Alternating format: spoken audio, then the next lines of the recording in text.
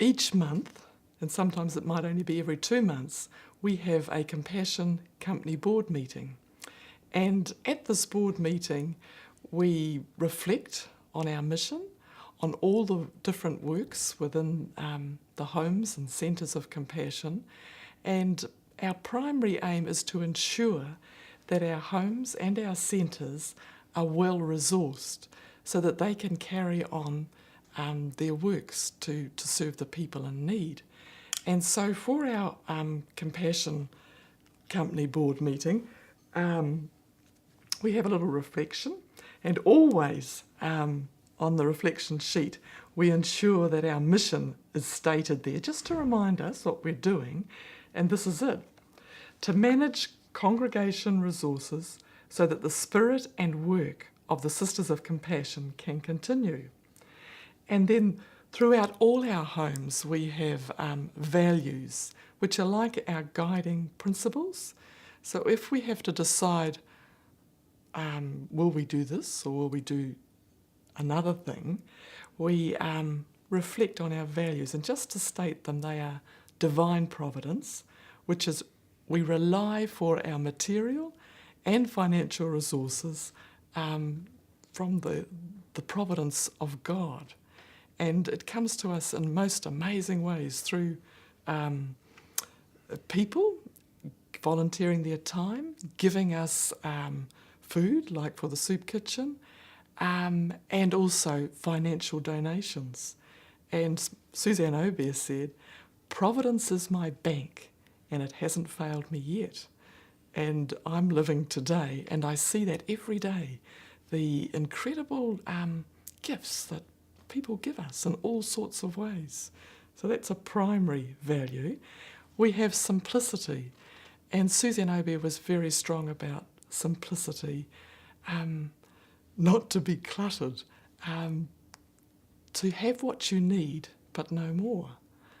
And so we try and do that within our ministry and within our works. Then there's action with the poor.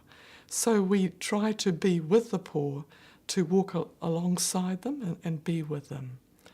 Then another strong value is justice, and that's justice for the people that we work with, the people we serve, and to ensure that justice is happening even within our own country.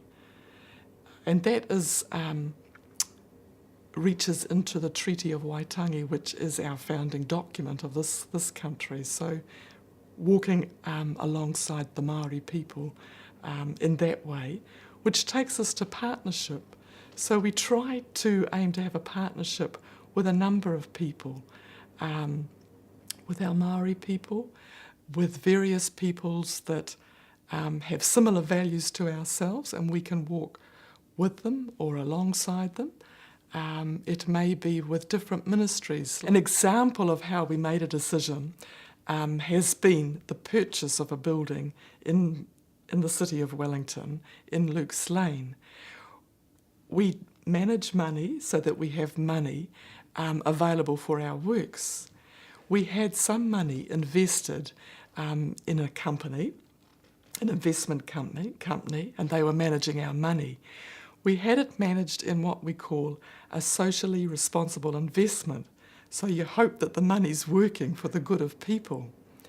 We were informed that this particular investment was going to be cancelled because there wasn't enough return on the investment.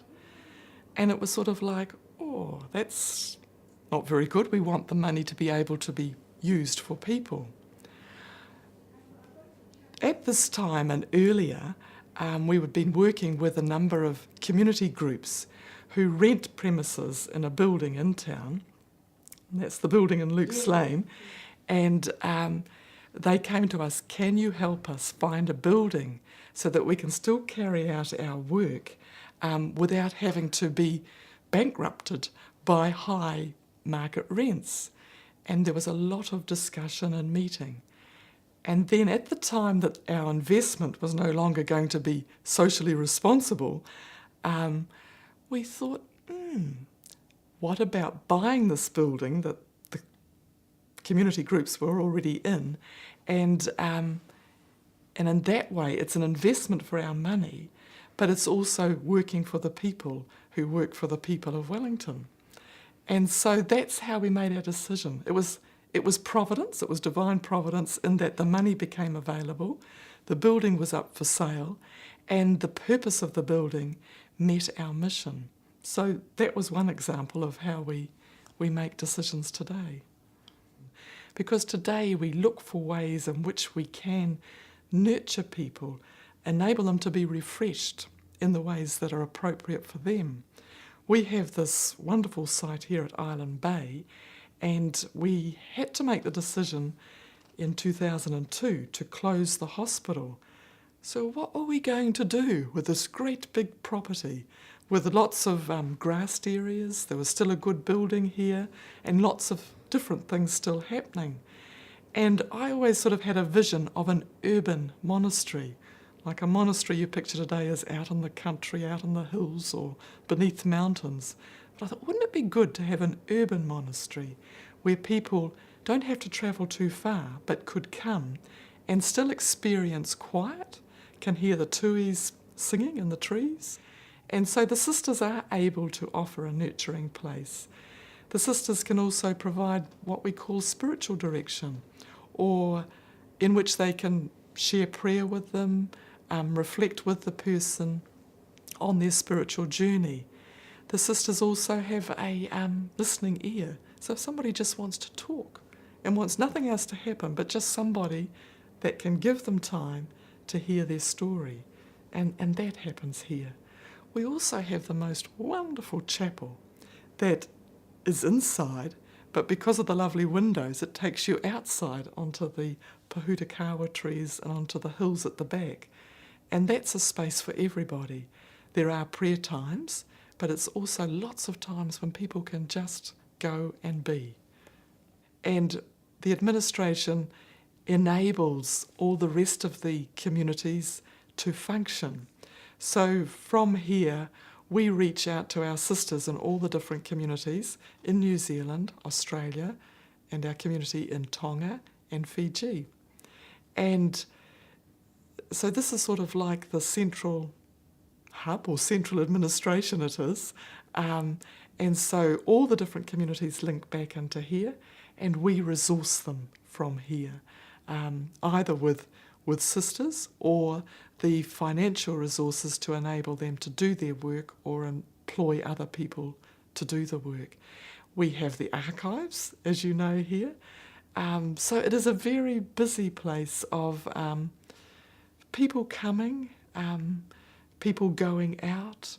It's a little business hub, but it is very much a pastoral centre too.